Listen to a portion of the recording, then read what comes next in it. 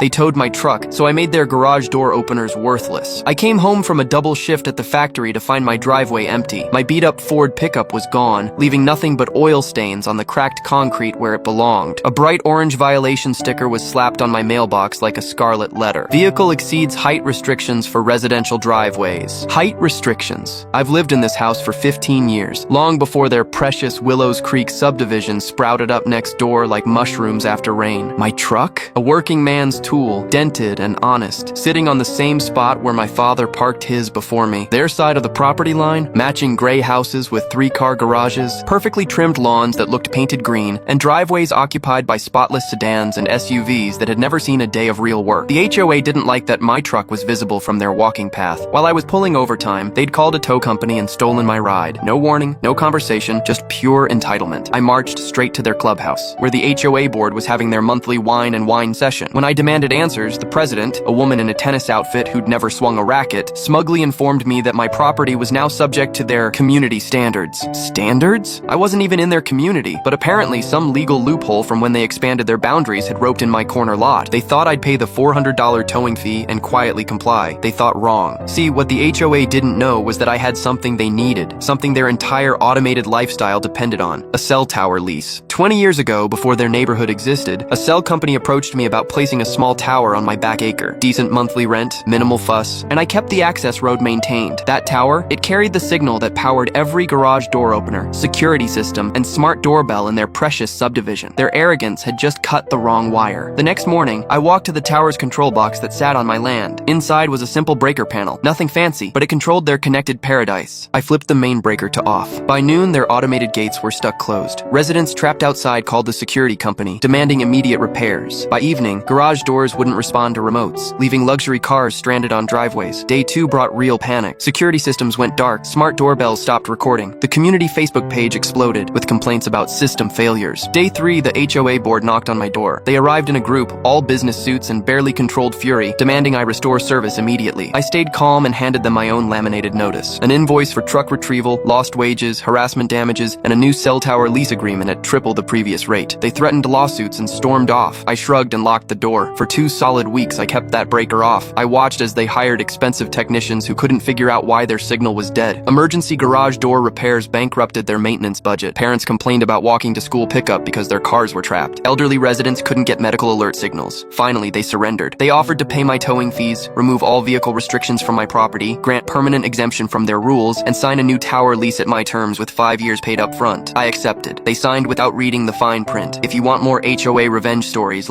subscribe.